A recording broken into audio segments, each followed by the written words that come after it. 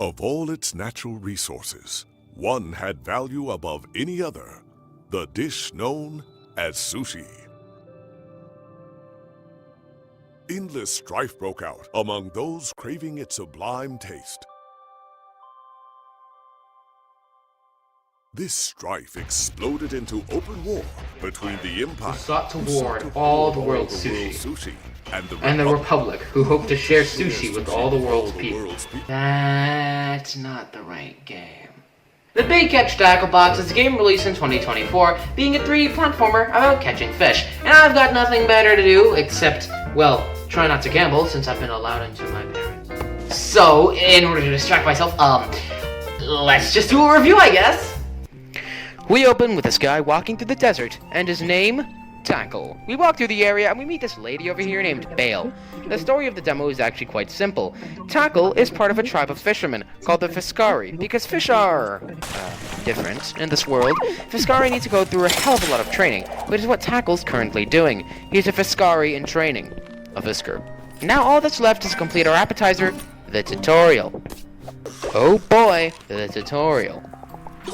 This thing is difficult. I spent hours trying to complete it my first time around, and many others feel the same too. Not to mention, this thing feels like a gigantic info dump. Just look at all the stuff here. Where do you even start? But that's actually where the tutorial shines. Sure, it's difficult to complete, but that's fine, because you have all the time and tools you need to learn how to complete it. Once you do complete it, you get to call the sand shredder your main mode of transport. Once you start sailing, shredding, you're thrown into a vast, mostly empty, open world, allowing you to take on all the points of interest or levels in whatever order you want. Think Mega Man. And this means that the level designers are unable to add a decent difficulty curve. Or, well, any difficulty curve. And that's why, as said before, such a difficult tutorial is so important. It prepares you for everything you'll face along the way.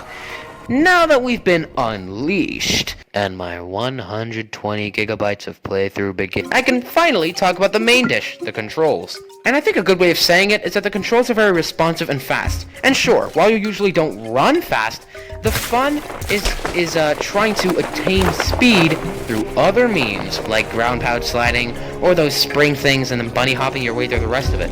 Seriously, bunny hopping is overpowered. In fact, the worst part about them is that they take a while to pick up on, but again, the tutorial gives you the tools for that.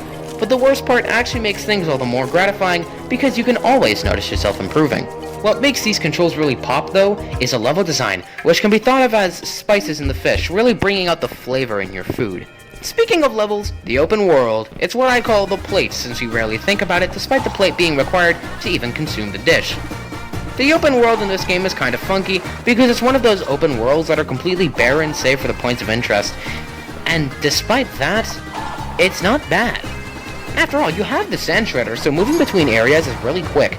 Plus, once you understand how to make the most of them, such as the coveted golden boost, and being smart with your route, you end up using the open world as a method of transport and little else. That's also why I prefer to call all the important places levels instead of points of interest. They're so self-contained.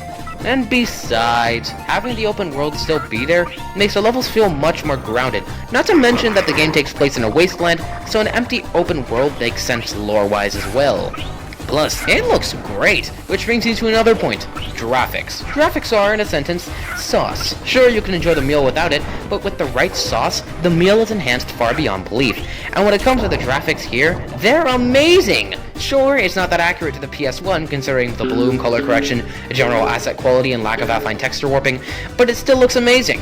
The textures are also pretty well done, and are designed to look beautiful with nearest neighbor PS1 style, then bilinear, and 64 style texture scaling. Another thing to note is the different styles in the game. You have Modern, Emulator, Retro, Composite, and Modern SSAA. Modern is just normal rendering, no extras. Emulator adds vertex warping, and changes how some semi-transparent objects look, such as the dust on the sand shredder. It also seems to add color banding. Retro is all of that, but at a low resolution and with dithering. And Composite is retro, but with some extras as well. At least according to my memories from 8 years ago on my cousin's Wii, it's pretty accurate. In fact, I only hate Composite because it's much harder to see anything with it, so maybe they could turn out the resolution for Composite mode. Modern SSAA is just a modern style, but now with anti-aliasing. Being SSAA, it's quite slow, but that's for later, okay? Now, despite all of this, there is what many would consider a huge issue. You have to get every single coin and every single fish in the game to become a full Fiscaria, so to speak. Although this is too hard, the compass does hint towards where the nearest coins and fish are, so in the end it's actually pretty easy, just really long if anything. Oh yeah, and it's also pretty fun to do so anyway, so I'm not gonna complain. This game is far better with the controller, and by default, it has full support and button glyphs for DualShock 4, DualSense/DualShock 5, and Xbox One controllers. Keep in mind though, it does have full support for 360 controllers as well, since I completed the entire game using a 360 controller over USB. The animation for catching fish is absolute fire!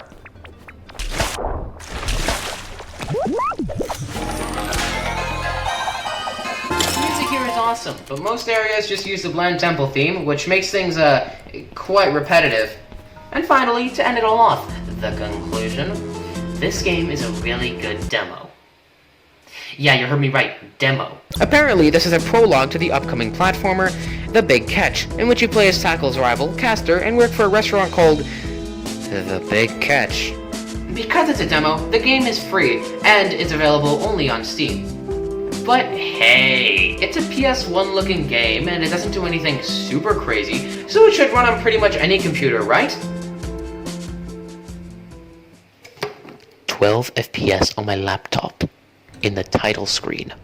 Guys, you really have to optimize. I mean, the only way I'm able to play this is because I'm using my friend's PC with an RTX 3060. Not to mention, this game is coming to Switch, so whether they like it or not, it had better be optimized anyways. And honestly, that's the worst part about A Big Catch Tacklebox. If they optimized this game just a little bit more, I think it would have been so much better.